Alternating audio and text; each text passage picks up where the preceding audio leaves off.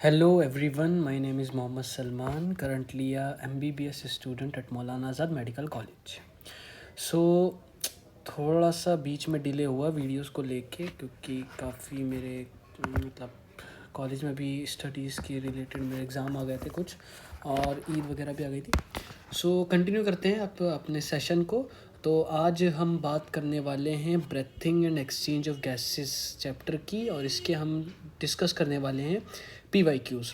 सो PYQs discuss होंगे और make sure इस ये PYQs करने से पहले आप एक बार चैप्टर को रीड कर लो NCERT से या फिर अपने नोट्स से एक बार पढ़ लो, तो आपको बहुत ही मतलब ज़्यादा हेल्पफुल रहेगा ये। बाकी आप वैसे भी कर सकते हो, एज अ अंडरस्टैंडिंग आपको बनानी है तो फिर अच्छा रहेगा। तो चलो बिना कुछ टाइम वेस्ट करे हम स्टार्ट करते हैं अपना डिस्कशन। सो स्टार्ट करते हैं क्वेश्चन। सो फर्स्ट क्वेश्चन कह रहा है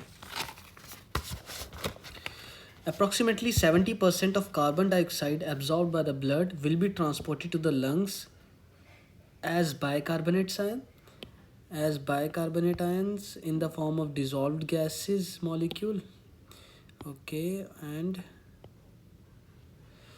bye binding to RBC as amino carbon haemoglobin. तो NCERT की लाइन है ये, तो approximately 70% of the carbon dioxide is absorb by the blood as bicarbonate ions. ठीक है, उसके बाद name the pulmonary disease in which alveolar surface are involved in gas exchange is drastically reduced due to damage in the alveolar wall। ये emphysema के case में होता है।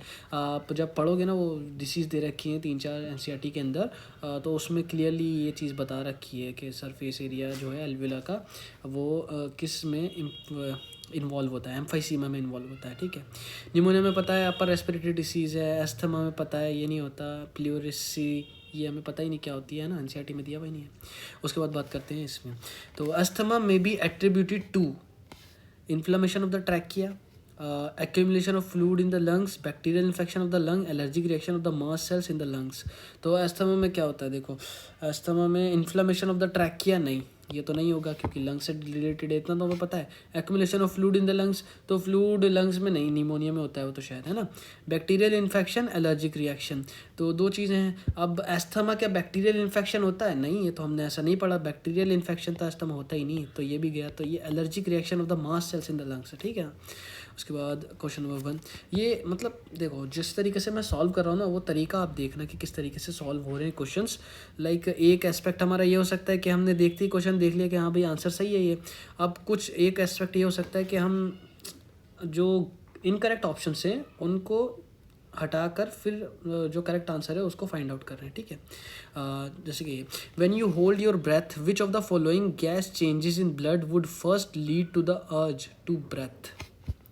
ठीक है, when you hold your breath which of the following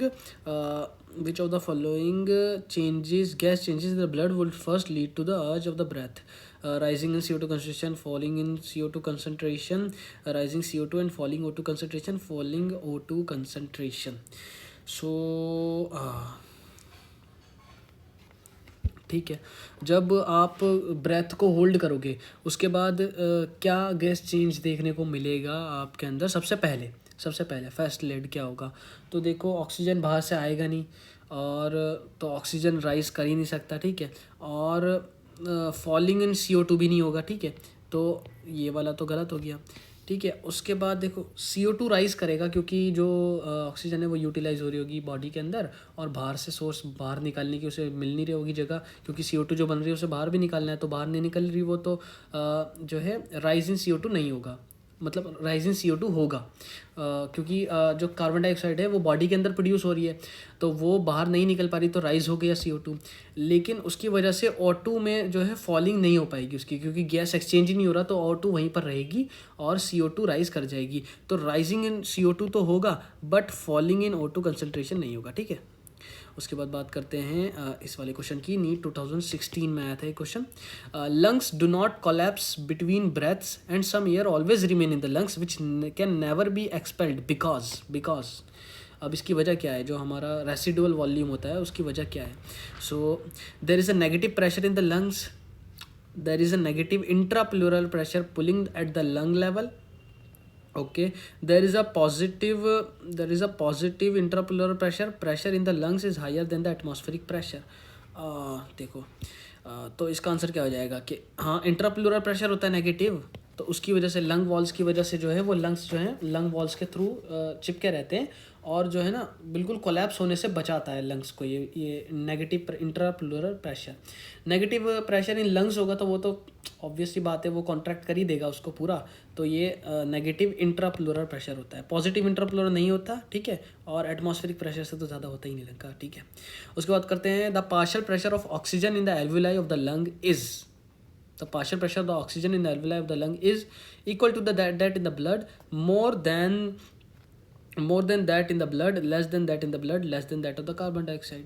So obvious सी बात है, जब आपको एल्वुलाई से ब्लड में लेके जाना है ऑक्सीजन, तो जो पार्शियल प्रेशर है वो एल्वुलाई में ज़्यादा होगा, तो पार्शियल प्रेशर एल्वुलाई में ज़्यादा होगा ब्लड से, ताकि तभी तो वो डिफ्यूज़ होगा ना एल्वुलाई से ब्लड के अंदर। तो यहाँ पे मोर आ गया, ठीक है। Name the chronic respiratory disorder caused mainly by the smoking of cigarette. ओ, तो क्या होता है, एम्फाइसीमा होता है। ये तो डायरेक्ट मतलब ये तो डिसीज़ आप पढ़ोगे ना तो समझ में आ जाओगे। ये तो मतलब ऐसे ऐसे होते हैं ना, डिसीज़ तो बहुत इजी है मतलब इस चैप्टर की। आप वर्ड देखोगे ना, मतलब एक कुछ वर्ड्स जैसे एम्फाइसीमा में वो एल्विला का सरफेस एरिया से रिलेटेड था, तो ऐसे ही इसमें भी देखो ये सिगरेट स्मोकिंग, जो इससे क्या होता है ना, एल्विला का सरफेस एरिया कम हो जाता है सिगरेट स्मोकिंग से। और कुछ वो एक और दे रखा है ना उसके अंदर, वो देखना क्या दे रखा है वजह। Reduction in pH of blood will decrease the affinity of hemoglobin with oxygen. Okay. Release bicarbonate ions by the liver, reduce the rate of heartbeat, reduce the blood supply to the brain. pH reduce हो जाएगा तो क्या होगा, pH decrease हो जाएगा तो क्या होगा, एफिनिटी डिक्रीज हो जाती है हीमोग्लोबिन की। एनसीईआरटी में दे रखा है, ये पढ़ोगे तो समझ में आएगा, बाकी आपके नोट्स में भी लिखा होगा, इजी है। देखो, release of bicarbonates ion by the liver, pH decrease होने से, ये तो हमने नहीं पढ़ा। रिड्यूस द हार्ट बीट नहीं, blood supply to the brain नहीं, ऐसा कुछ हमने पढ़ा ही नहीं, तो ये तो बिल्कुल ही इर्रिलेवेंट से ऑप्शंस हैं, तो यही आ जाएगा, ठीक है। उसके बाद बात करते हैं ये 2017 का question. Lungs are made up of air-filled sacs, the alveoli. They do not collapse even after forceful expiration because of, देखो फिर से आ गया, अब ये क्या होता है, रेसिडुअल वॉल्यूम, ठीक है, बहुत इजी क्वेश्चन था। विच of the following is an occupation, देखो आप देखो मतलब कितने इजी क्वेश्चन आए हैं। कुछ मैं सोचता हूँ कि हाँ थोड़ा बहुत उनमें कॉन्सेप्ट लगाना पड़ रहा है, लेकिन मोस्टली क्वेश्चंस जो है ना बहुत इजी हैं इस चैप्टर से। मतलब आप एनसीईआरटी पढ़ोगे ना एक दो बार तो आपसे आराम से बन जाएंगे ये क्वेश्चन, और लाइक 2 से 3 क्वेश्चन आते ही हैं इस चैप्टर से, 1 से 2 क्वेश्चन तो आ ही जाएंगे। तो कर लेना इस चैप्टर को, ईजी चैप्टर है, क्वेश्चन प्रैक्टिस में करा रहा हूँ। देखो, विच of the following is an occupational respiratory disease. हाँ, देखो कितने क्वेश्चन मतलब, ठीक है। ओह, तो ये ओहो सिलिकोसिस होती है, ये एंथ्रासिस नहीं होती, बॉटुलिज्म नहीं होती, एम्फाइसीमा तो ये ऑक्यूपेशनल रेस्पिरेटरी डिसऑर्डर नहीं, सिलिकोसिस, तो ये सिलिकोसिस होती है। एक बार गूगल करना इसके बारे में भी शायद। बाकी आई एम नॉट, देखो इसका आंसर तुम देख लेना एक बार, श्योर नहीं हूँ मैं, लाइक सिलिकोसिस है शायद, लेकिन आई डोंट थिंक वो एनसीईआरटी में था। मैं मतलब भूल चुका हूँ, काफ़ी मतलब टाइम हो गया मुझे एनसीईआरटी पढ़े हुए भी, अब तो मैं आगे की बुक्स पढ़ रहा हूँ ना, तो मतलब ये मैंने शायद कहीं और पढ़ा था, या फिर मैंने पीवाईक्यू करते हुए ही देखा था, या फिर मैं हो सकता है रॉन्ग हूँ, देख लेना एक बार, ठीक है। वैसे मेरे अकॉर्डिंग सिलिकोसिस ही है, आप देख लेना, ठीक है इसका answer. Match the items given in column 1 with those in column 2 and select the correct option, ठीक है। मैचिंग वाला क्वेश्चन आ गया। अब मैचिंग वाले क्वेश्चन में मैंने अपनी वीडियो में एक मेरे चैनल पर डली हुई है, उसमें मैंने बताया था आपको कि किस तरीके से जो है करना है। तो मैचिंग वाले क्वेश्चन बहुत इजी होते हैं नीट के अंदर, तो देखो कैसे करना है। टाइडल वॉल्यूम, ठीक है, तो टाइडल वॉल्यूम क्या होता है, टाइडल वॉल्यूम 500 से 550 ml होता है, ठीक है। ये आ गया ए, ठीक है। तो देखो ए का थर्ड कहाँ पर आ रहा है, ए का थर्ड ये रहा, ठीक है। अच्छा ये इन्होंने मैच नहीं कर रखा ना, ए बी सी डी, ठीक है। तो ए का थर्ड यहाँ पे आ रहा है, यहाँ पे आ रहा है, तो ये ऑप्शन तो कट गए। अब बचे कौन से, ये। अब बी और देख लो, इंस्पिरेटरी रिजर्व वॉल्यूम। तो इंस्पिरेटरी रिजर्व वॉल्यूम क्या होता है, 1100 से 1200 ml, तो ये बी हो गया। तो ये ऑप्शन आ गया। मतलब आपने क्या देखा, पहले एक ऑप्शन देख लिया, मैच कर दिया, उसको मैच करके दो ऑप्शन तो आपके वैसे एलिमिनेट हो गए, ये सी एंड डी वाले, क्योंकि इसमें थर्ड था ही नहीं ए का। उसके बाद एक और मैच कर लिया आपने, तो वो भी मिल गया, ठीक है ना, ये भी हो गया। उसके बाद बात करते हैं इसमें respiratory quotient value of tripalmitin is. तो ये ब्रेथिंग एंड एक्सचेंज का नहीं है क्वेश्चन, ये क्वेश्चन है उधर बायोमोलिक्यूल्स में दे रखा है ये क्वेश्चन। हाँ, बायोमोलिक्यूल्स में दे रखा है शायद, हाँ बायोमोलिक्यूल्स में है या फिर किसी और प्लांट फिजियो के चैप्टर में है, तो देख लेना। इसका मेरे ख्याल से आंसर जो होता है ना 0.7 होता है, ट्राइपाल्मिटिन का 0.7 होता है, बाकी देख लेना इसका, है ना, मेरे ख्याल से। Which of the following options correctly represent the lung condition in asthma and emphysema respectively? Lung condition in asthma and emphysema, तो देखो क्या होता है, inflammation of bronchioles, decrease respiratory surface, सही है, यही तो होता है। इन्फ्लामेशन ऑफ ब्रोंक्यूल्स, एस्थमा में इन्फ्लामेशन ऑफ ब्रोंक्यूल्स होता है, और एम्फाइसीमा में डिक्रीज्ड रेस्पिरेटरी सरफेस होता है, सरफेस एरिया कम हो जाता है, ठीक है। अब और ऑप्शन भी देख लेते हैं एक बार, क्योंकि ये थोड़ा सा ऐसा क्वेश्चन है, इसमें ऑप्शंस डिफर कर सकते हैं, देख लेते हैं एक बार। इंक्रीज नंबर ऑफ ब्रोंक्यूल्स, अरे इंक्रीज रेस्पिरेटरी सरफेस एस्थमा में नहीं, डिक्रीज रेस्पिरेटरी, अरे यार यही आ गया, ये ऑप्शन आ गया, ठीक है। देखो आप देखते ही पहचान लोगे ना, रिस्पेक्टिवली पूछा है तो एस्थमा की बात पहले होगी, एम्फाइसीमा की बात बाद में होगी। तो इंक्रीज नंबर ऑफ ब्रोंक्यूल्स, नहीं, एस्थमा में ऐसा कुछ नहीं होता। और इसमें फिर सरफेस एरिया की बात हो गई, जो कि एस्थमा में नहीं होता पहले, ठीक है ना, तो फर्स्ट ऑप्शन आ गया। Tidal volume and expiratory reserve volume of an athlete is 500 ml and 1000 ml respectively. तो क्या है, ये टाइडल वॉल्यूम है and reserve expiratory reserve volume है। What will be his expiratory capacity if the residual volume is 1200 ml। तो उसमें क्या होता है, एक्सपिरेटरी मतलब क्या है, एक्सपिरेटरी कैपेसिटी।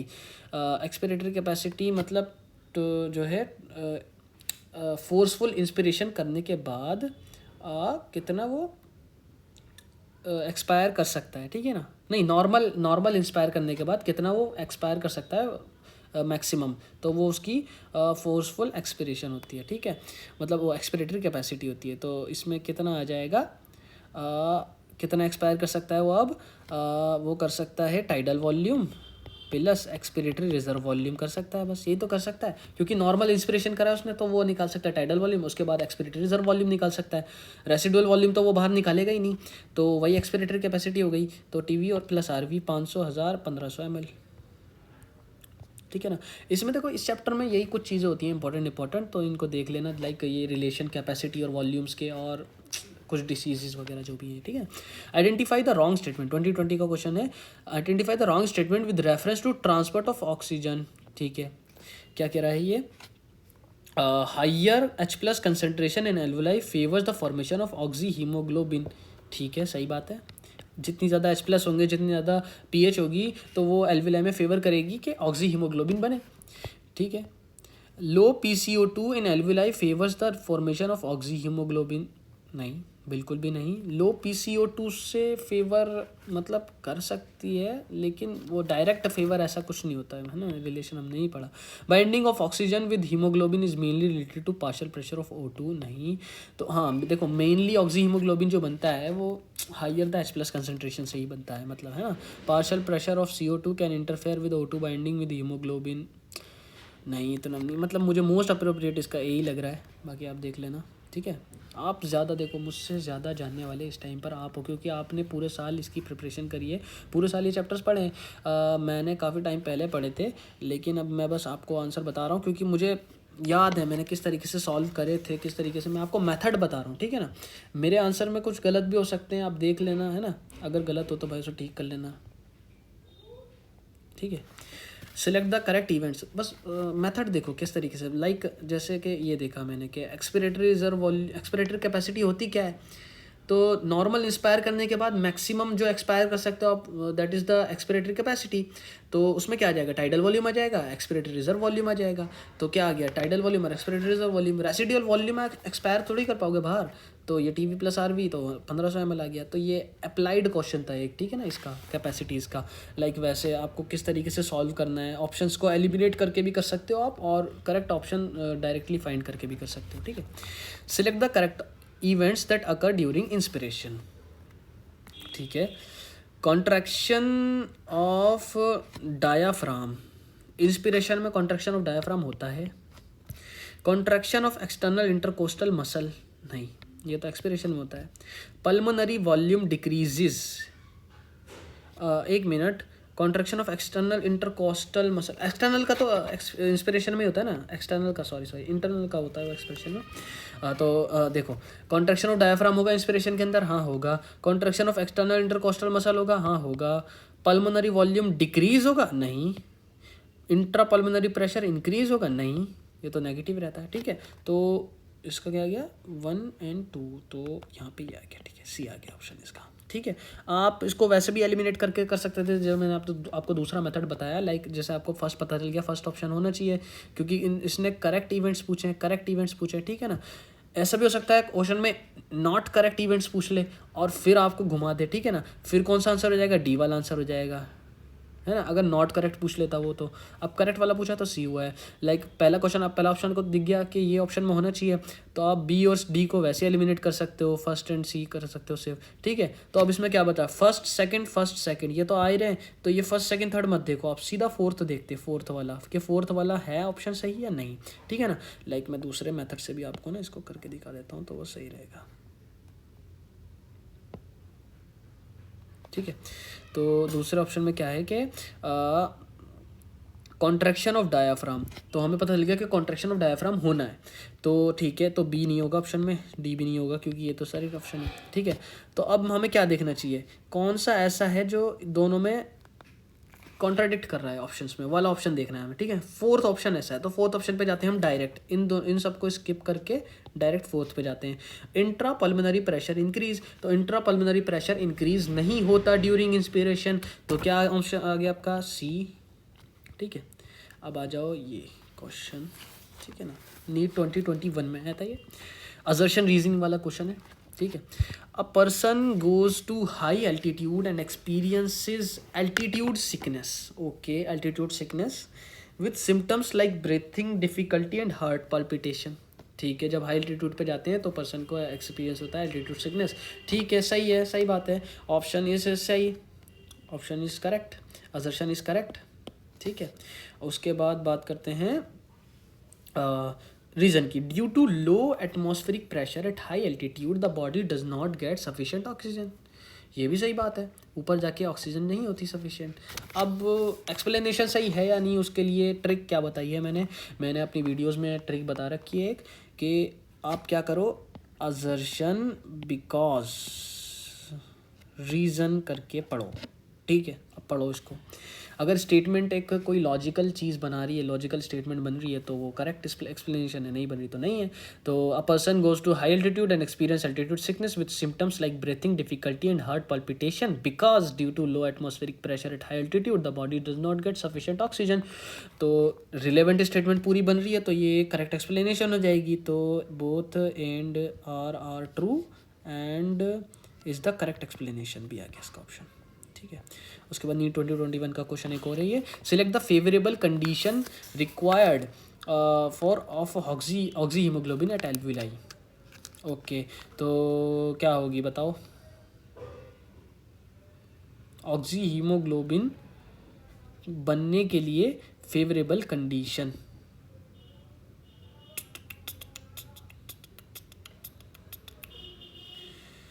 हाई PO2, ठीक है, लो PO2, ठीक है, ये तो कट गया, लो PO2 तो होनी नहीं चाहिए।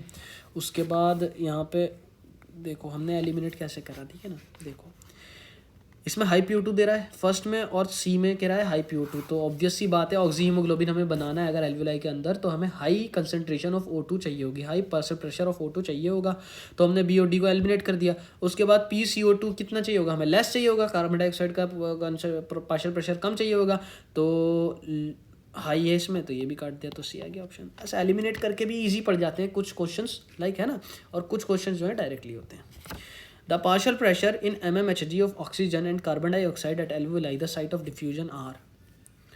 The partial pressure in mmHg। अब देखो ये क्वेश्चन जो है ये सिर्फ और सिर्फ आपको मेमोरी के बेस पर होगा, इसमें आप एलिमिनेट थोड़ी कर सकते हो, तो इसमें तो आपको डायरेक्ट ही आंसर देना पड़ेगा ना।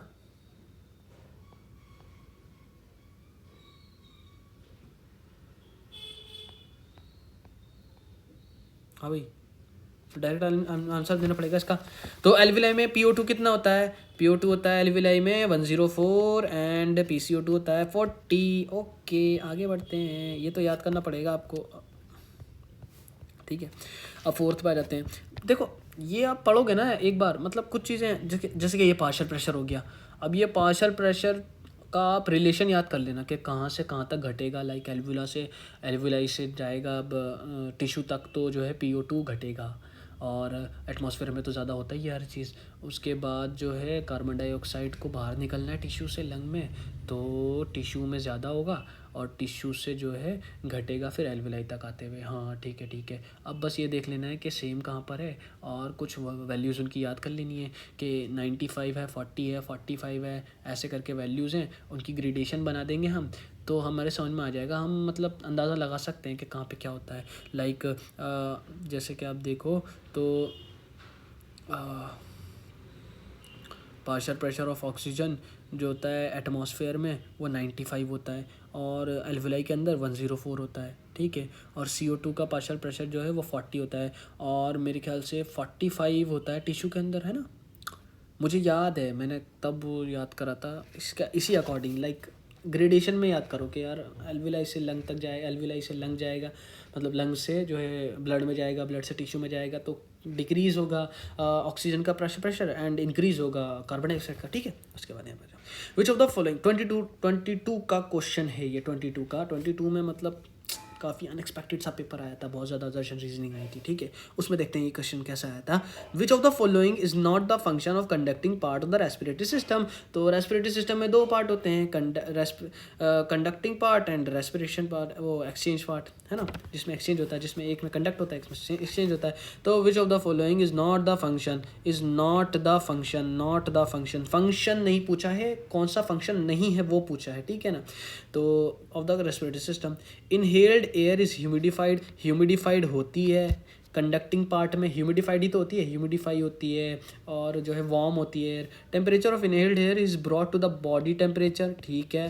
Provides surface for diffusion of O2 and CO2, ये तो ये वाला कंडक्टिंग पार्ट थोड़ी करता है, ये एक्सचेंज ऑफ गैसेस, वो तो रेस्पिरेटरी पार्ट करता है ना, जो एक्सचेंज पार्ट होता है एल्वुलाई वाला। It clears inhaled air from foreign particle, ये भी करता है, ठीक है। तो इसका ये आंसर आ गया, सी इनकरेक्ट ऑप्शन है। Under normal physiological condition in human being every 100 ml of oxidated blood can deliver, हाँ ये तो बहुत ईजी क्वेश्चन है, 5 ml of water to the tissue. देखो मुझे याद है, मैं पढ़ के नहीं आया हूँ, मुझे याद है ये कुछ चीज़ें, मतलब ये याद हैं यार, आप चैप्टर पढ़ोगे ना तो ये आप पढ़ के आए होगे, तो आपको ये मतलब समझ में आ जाएगा कि 5 ml ऑफ O2, ये NCERT की डायरेक्ट लाइन है, 100 ml ऑफ ऑक्सीजनेटेड ब्लड में 5 ml of O2 to the tissue supply करता है नॉर्मल फिजियोलॉजिकल कंडीशंस में, ठीक है। 22 का क्वेश्चन था ये, देखो इसी पे बना दिया क्वेश्चन। तो NCERT की लाइन से ही बनते हैं क्वेश्चन, ठीक है। सारे क्वेश्चन ये NCERT की लाइन से ही बने हुए हैं, या तो NCERT की लाइन से बने हुए हैं डायरेक्ट, या फिर NCERT के कुछ कॉन्सेप्ट से अप्लाइड बना रखा है। लाइक वो कैपेसिटी वाला क्वेश्चन था ना, कैपेसिटी एंड वॉल्यूम वाला, है उसका अप्लाइड बना दिया था, ठीक है। तो यहाँ पे 22 का एक और question, which of the following statements are correct with respect to vital capacity. Vital capacity, vital capacity क्या होती है, क्या होती है, क्या होती है, चलो देखते हैं। It includes ERV, TV and IRV। तो वाइटल कैपेसिटी में तीनों होते हैं, ठीक है। अब ये रिलेशन आप बताओ क्या होता है वाइटल कैपेसिटी का, याद करो। Total volume of air a person can inspire after a normal expiration, हाँ, रेस्पिरेटरी कैपेसिटी की बात कर रहा है यहाँ पे, वाइटल कैपेसिटी की तो बात ही नहीं हो रही। वाइटल कैपेसिटी में तो सारी चीज़ आ जाती है ना, वाइटल कैपेसिटी में रेसिडुअल वॉल्यूम छोड़ के सारी कैपेसिटीज आ जाती है, सारे वॉल्यूम्स आ जाते हैं बाकी, है ना, रेसिडुअल वॉल्यूम छोड़ के, ठीक है।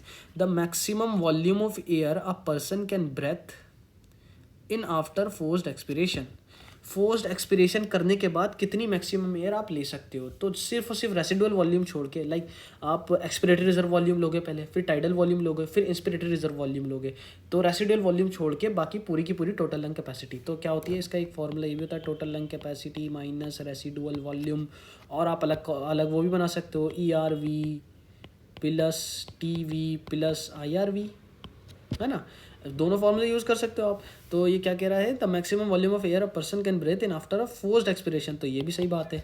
तो A भी आएगा ऑप्शन में, C भी आएगा ऑप्शन में। तो ए तो है इसके अंदर, लेकिन C नहीं है इसके अंदर, तो A और C दोनों ही नहीं है, इसके अंदर A भी है, इसके अंदर भी है, तो D एंड E में से कोई सा ऑप्शन और होना चाहिए। तो देखते हैं अब क्या है।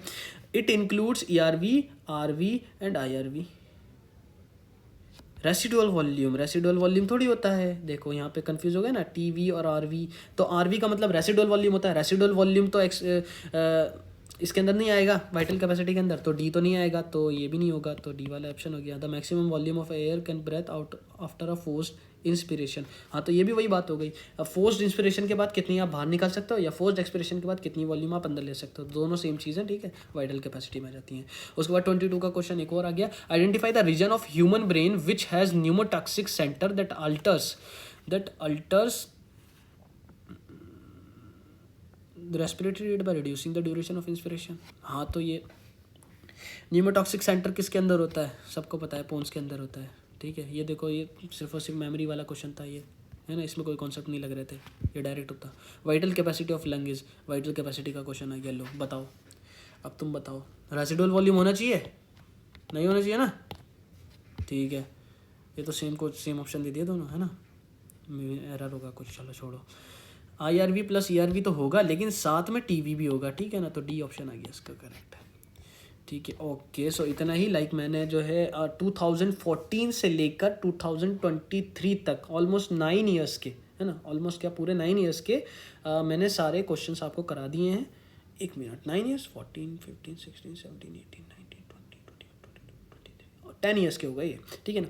तो 10 ईयर्स के सारे PYQs मैंने आपको करा दिए हैं इस चैप्टर के। आप इनको देखना और इनके मेथड ज़रूर देखना कि मैंने किस तरीके से सॉल्व कर रहा हूँ। लाइक 2 तरीके के मेथड मैंने बताया ना आपको, लाइक एक तो आप डायरेक्ट देख के बता दोगे कि हाँ भाई इसका आंसर यही होना चाहिए, और एक या तो आप एलिमिनेट करके, ऑप्शंस एलिमिनेट करके भी कर सकते हो। ऑप्शंस एलिमिनेट करके देखो ईजी पड़ जाता है, जब आपको समझ नहीं आ रहा होता ना क्वेश्चन में, जब आपको लगता है कि यार ये तो दिमाग से बाहर का आ गया क्वेश्चन, तो उसको एलिमिनेट करके देखा करो, एलिमिनेट करके करोगे ना तो वो ईजी पड़ेगा क्वेश्चन, है ना। और इस एलिमिनेशन की ना अब अपनी हैबिट बना लो, है ना। लाइक जो टेस्ट आप दे रहे हो ना, उस टेस्ट में ये एलिमिनेशन वाले मेथड भी यूज़ करा करो, बहुत यूज़ करा करो, क्योंकि ना इससे यूज़ आपको पता कहाँ पड़ेगा, नीट में पड़ेगा। क्योंकि नीट में कुछ क्वेश्चन अगर आपके ऐसे आ गए जो आपको नहीं समझ में आ रहे, उनको आप एलिमिनेशन से करोगे, हो जाएंगे सॉल्व, लेकिन टाइम ज़्यादा लगेगा वहाँ पर। अगर आप पहले उसकी कर लोगे प्रैक्टिस, तो उसमें आपका टाइम रिड्यूस होना शुरू हो जाएगा कि किस तरीके से आपको ऑप्शंस को एलिमिनेट करना है। सो आज की वीडियो में इतना ही, काफ़ी लंबी नहीं हो पाई वैसे, है ना, 28 या 29 मिनट्स की हुई है। चलो ठीक है, all the best for your exam and keep doing hard work, all the best.